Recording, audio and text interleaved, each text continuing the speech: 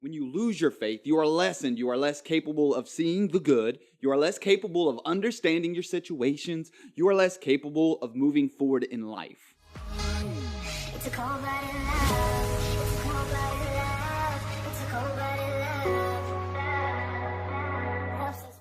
Today's talk is called Walk to Our Destinations or Stand in Our Desperation. And we will be focusing on Genesis 22, 1 through 14. If you don't know much about this chapter, it's about God telling Abraham to sacrifice his only son. So let's begin. 22. And it came to pass after these things that God did tempt Abraham, and said unto him, Abraham, and he said, Behold, here I am. And he said, Take now thy son, thine only son Isaac, whom thou lovest, and get thee into the land of Moriah, and offer him there for a burnt offering upon one of the mountains which I will tell thee of. And Abraham rose up early in the morning, and saddled his ass, and took 2 of his young men with him, and Isaac his son, and clave the wood for the burnt offering, and rose up, and went unto the place of which God had told him. So in those moments, God told Abraham to get up and travel many miles, all while knowing God wanted to sacrifice his only son. In that moment, God gave Abraham an opportunity of being faithful or being faithless. Now, think about those 2 words, faithful, faithless. When you follow God with great faith, even in the struggles, He will nourish you and make you full. When you lose your faith, you are lessened. You are less capable of seeing the good. You are less capable of understanding your situations. You are less capable of moving forward in life. Now imagine God as a light bulb in a dark room. When you step towards the light of God, you begin to see the things that were once in darkness around you. You begin to see your pain. You begin to see your depression. You begin to see your fears. If you step away from the light of God, you begin to descend into darkness and can only see a distant light surrounded by a despairing cloud of darkness. That darkness is jumbled together. There's no distinctions.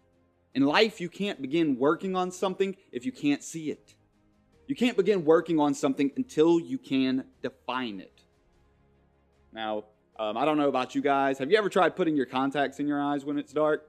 For me, I fumble around, I drop my contact on the carpet, I have to rewash it, and then I poke my eyelids trying to get it into my eye. But as soon as I turn on the light, I can see the contact. I can track it to my eyeball, and then I have the ability to see. That's God, the light that provides you what you need so that you can move forward successfully. The light of God, through faith, allows you to make the distinctions in your darkness. When you find those distinctions, you can rethink them, and then you can create ways to repair your despair. Okay, so let's skip ahead. Abraham has arrived and told the young men to wait at the base of the mountain, and that Isaac and him will return. Abraham takes everything needed for the offering, and they climb up the mountain. And as they are climbing, Isaac sees all the items, and he asks, well, where's the lamb? We're here for an offering, where's the lamb? And Abraham says that God will provide one for the offering. And when I read that, my first thought was, now is Abraham telling a story or a lie to Isaac, or is Abraham so faithful that he knows God has a bigger plan? He knows God doesn't want him to sacrifice his own son. So sometimes we tell ourselves little stories or we tell ourselves little lies because we don't have the faith that we should have. We tell ourselves that something bad isn't going to happen, not because we know it won't. It's us telling ourselves what we want to hear for our own solace, so we don't feel the suffering, rather than us focusing on the glory of God and knowing that He will take the problem to a solution. When I tell me something, I've taken God out of the equation. When I pray to God about that something, He tells me what is true. Faith plus grace equals truth. When we have faith, God will grace us with clarity, and that's going to lead us to the truth. So let's continue. 9 through 14. And they came to the place which God had told him of, and Abraham built an altar there, and laid the wood in order, and bound Isaac his son, and laid him on the altar upon the wood. And Abraham stretched forth his hand, and took the knife to slay his son. And the angel of the Lord called unto him out of heaven, and said, Abraham, Abraham. And he said, Here am I. And he said, Lay not thine hand upon that lad, neither do thou anything unto him. For now I know that thou fearest God, seeing thou hast not withheld thy son, thine only son, from me. And Abraham lifted up his eyes and looked, and behold him a ram caught in a thicket by his horns. And Abraham went and took the ram and offered him up as his burnt offering in the stead of his son. And Abraham called the name of that place Jehovah-Jireh, as it is said to this day, in the mount of the Lord it shall be seen. So Jehovah-Jireh essentially means the Lord will provide. Okay? You see, the entire time, God had a destination plan for Abraham. He planned to provide, not to prevent.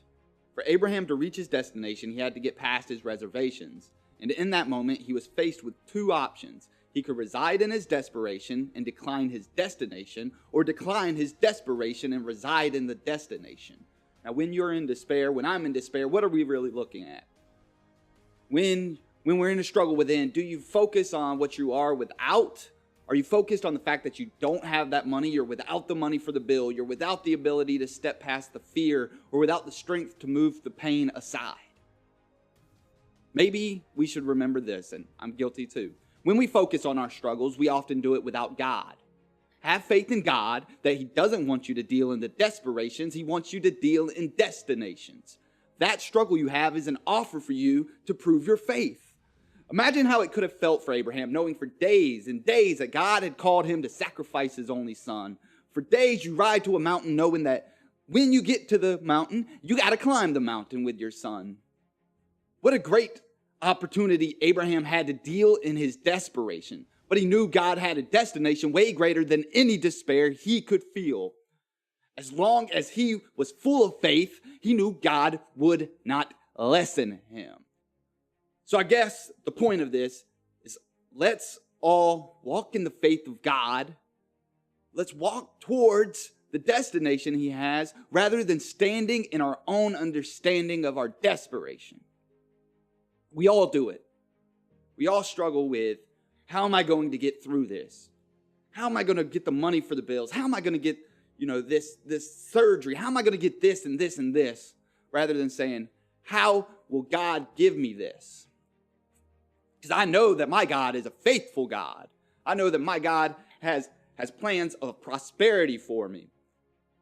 So let's walk in the faith of God's destinations rather than our own desperations. Because when we don't walk towards destination, we stand in desperation.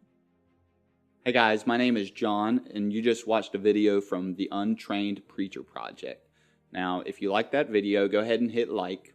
If you disliked it, you can hit dislike as well. Share it, comment, let me know what you think about these videos, and let me know what you want me to talk about. Thank you.